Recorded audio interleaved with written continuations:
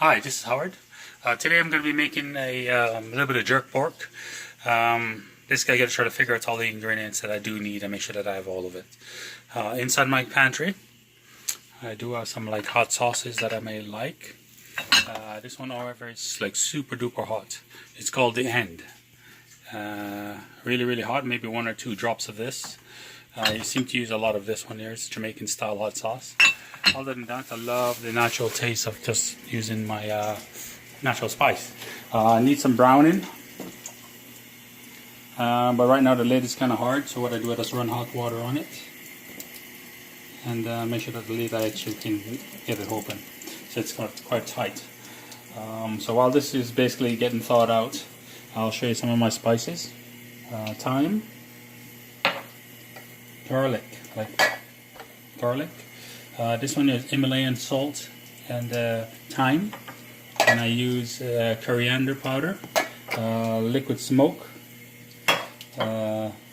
sesame seed oil, accent flavors. I use cloves